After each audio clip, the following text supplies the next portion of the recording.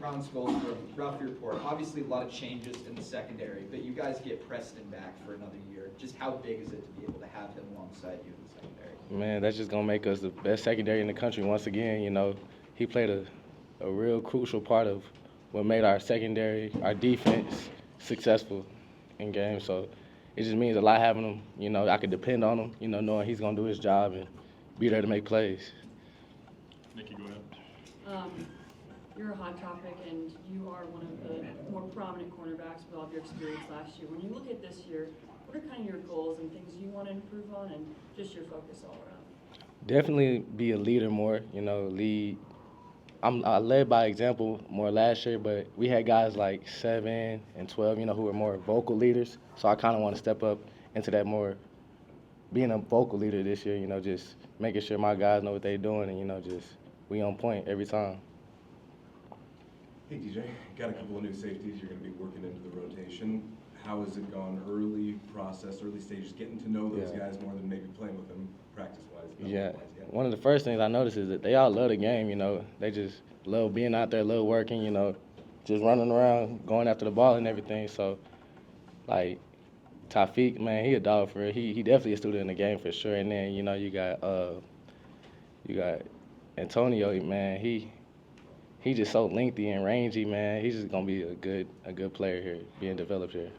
How about Carter? What have you seen from Carter? Oh, Carter, yeah, Carter is Carter. He's solid, always solid. I can always depend on him for sure too. Yeah. Jack, go ahead. Hey DJ, I'm Jack Carlo with SI. Just curious, reflecting on last year, just what were the biggest things you learned about yourself, and what would you like to kind of improve upon this spring? One of the biggest things I learned about myself is, I gotta always stay in my own, stay on myself more. I'm my biggest critique, so I just want to make sure that I keep stacking every day, each day getting better and everything. And then another thing is, just don't get too high in the highs, don't get too low in the lows. Like I said, just got to keep a constant mindset, a pro mindset, really, every day.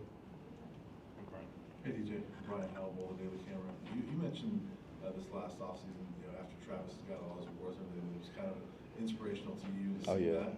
Is that something that you've thought about this offseason that's kind of fueled you a little bit as you most definitely. To, make sure you have a great year? Oh, yes, sir, most definitely. I'm putting work in the weight room more, trying to get my body right, develop more, putting more time in the film room because, I seen it happen. Like, I watched Travis do it, I'm taking notes myself. So, like I said, it was just inspirational seeing him do it. So, just knowing I could, potentially bring a trophy home myself, Jim Thorpe Award, any award that I go chase after, really.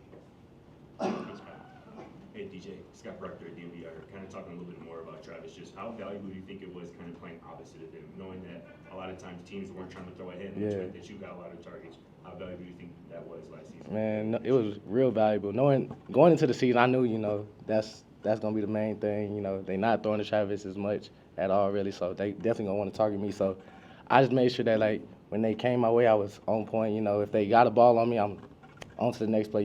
Get ready, get set, do it again. Next time make a play on it. So I really just, like I said, just kept that pro mindset about it. Just make a play when it come my way.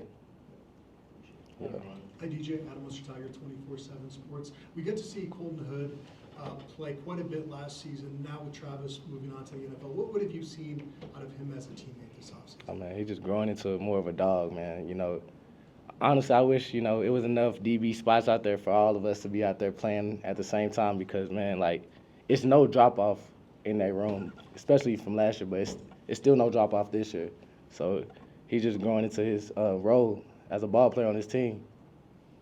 Tyler, go ahead.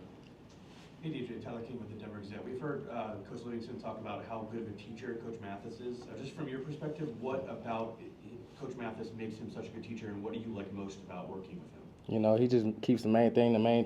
He always says, you get out what you put in. So if you put in, this amount of effort and this amount of time into the game, you're going to get what you deserve out of it. So he just really breaks everything down real easy for us, to understand. And then, just keeps it straight all the time. He's not going to beat around the bush. He's going to, talk to us like men, and then just at the end of the day, mentor us. Couple more, David, go ahead. DJ David Oven with The Athletic. When you compare compare where the program is now, what are the biggest differences that you've seen in the program that you encountered when you got here? I would just say, it's more of a culture, like last year's season, we was building, like building more of the foundation, standing on it more. And now I think like this year, like we left that legacy, so now we just got to build off even more. We got younger players coming in, so we got to make sure they know what's right, what's wrong, and then just know how to go out there and be a Colorado Buffalo and play up to the expectation.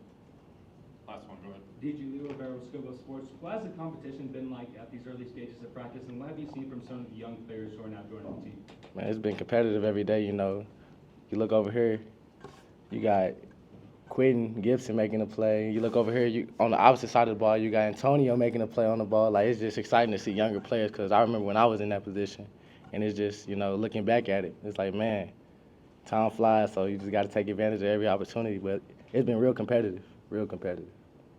All right, thanks, DJ. Appreciate y'all. Thank you.